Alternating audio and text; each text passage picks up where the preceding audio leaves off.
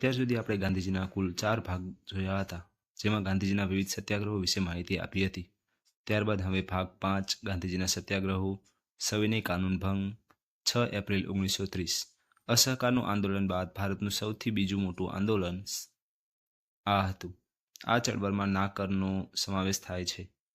6 April 1930ના રોજ શરૂ થયું હતું. તેના કારણો: સાયમન કમિશનના કારણે ઉદ્ભવવાની પરિસ્થિતિ થઈ હતી. 1929થી 1929ની આર્થિક મંદી, મીઠા પરનો કર, ભારતીય યુવા વર્ગને અસંતોષ, કોંગ્રેસનું કોલકાતા અધિવેશન 1928. ત્યારબાદ ગાંધીજીની 11 માંગણીઓ. યંગ ઇન્ડિયા અખબાર. નંબર 1, ભારતીય કપડા ઉદ્યોગોના સંરક્ષણ માટે કાયદો પસાર કરવામાં આવે. સૈન્ય અને સિવિલ સેવાઓ ખર્ચને અડધું કરવું. રૂપિયા વિનિમય દરને ઘટાડવામાં આવે. ગુનેગાર પરીક્ષણ વિભાગ CIDમાં સુધારા કરવામાં આવે. શસ્ત્ર અધિનિયમ આર્મ એક્ટમાં પરિવર્તન લાવવામાં આવે. ટપાલ સંરક્ષણ બિલ પસાર કરવામાં આવે. મીઠાનો કર અને મીઠા પર સરકારનો અધિકાર દૂર કરવામાં આવે. નશાકારક વસ્તુઓનો વેચાણ પર પ્રતિબંધ મૂકવામાં આવે. જમીન મહેસૂલ ઘટાડીને અડધો કરવામાં આવે તથા તેના પર પ્રશાસનીય નિયંત્રણ મૂકવામાં આવે. સરકારના ઉચ્ચ સ્તરીય સેવાઓના વેતનમાં અડધું કરવામાં આવે. બધા રાજનીતિક અપરાધીઓને મુક્ત કરવામાં આવે. ત્યારબાદ કેટલીક ફેક્ટ માહિતીઓ. ગોપાલ બંધુ ચૌધરી, ઓડિશા, મીઠાનો સત્યાગ્રહ. ચંદ્રપ્રભા સાઇક, અસમ, વન કાયદો. સૂર્યસેન, ચટગાંવ, બંગાળ, આ 2 સરકારી શસ્ત્રાગાર પર આક્રમણ. પેશાવર, ખાન અબ્દુલ ગફારે ખુદાઈ ખિદમતદાર ઈશ્વરના સેવક આંદોલનની શરૂઆત કરી હતી. અન્ય નામ લાલ કુર્તા. મણિપુર અને નાગાલેન્ડમાં રાણી ગેડીનલિયુ, પહાડોની રાણી 13 વર્ષથી. આ ચળવળ દરમિયાન ઉત્તર પશ્ચિમ વિસ્તારમાં કબાલિયાઓ દ્વારા ગાંધીજીએ મલંગ બાબાનું વિરુદ્ધ ધારણ કર્યું હતું. ગાંધીજી સહિત 90,000 લોકોને જેલ થઈ હતી.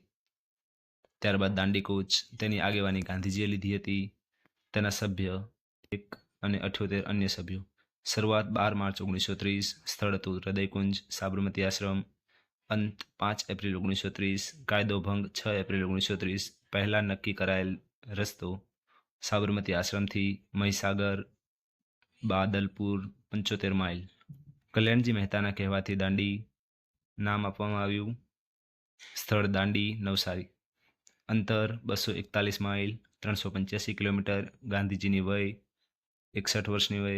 ભજન વૈષ્ણવજન તો પંડિત નારાયણ ખર સૌથી વૃદ્ધ હતા.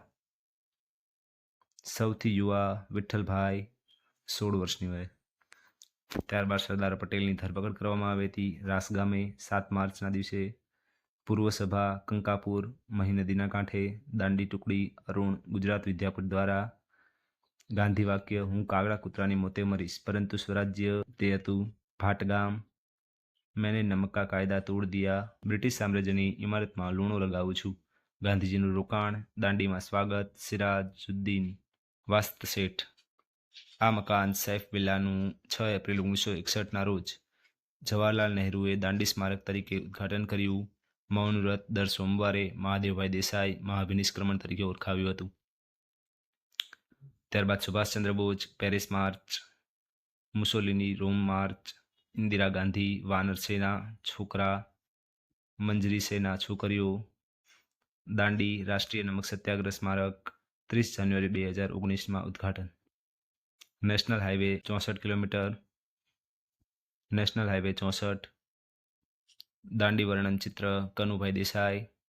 ગાંધીજી પહેલા મીઠાનો સત્યાગ્રહ દુર્ગારામ મહેતા દ્વારા 1844માં.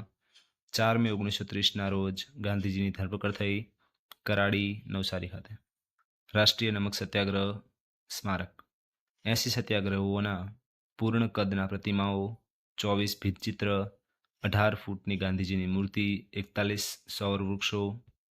ત્યારબાદ ધરાસણા સત્યાગ્રહ શરૂઆત 5 મે 1930 કરાડી ખાતે. આગેવાની ગાંધીજીએ લીધી હતી. અબ્બાસ તૈયબજી, સરોજની નાયડુ 21 મે 1930. વિશેષ મીઠુબહેનની આગેવાનીમાં પેકેટિંગ. પત્રકાર મિલર, ન્યૂ ફ્રીમેન. ભયંકર સત્યાગ્રહનો ઉલ્લેખ. અહીં ગાંધીજીની સવિનય કાનૂન ભંગની લડત પૂર્ણ થાય છે. હવે ત્યાર પછીનો ભાગ 6 આપણે આગળ જોઈશું. Thank you. Like, share, subscribe.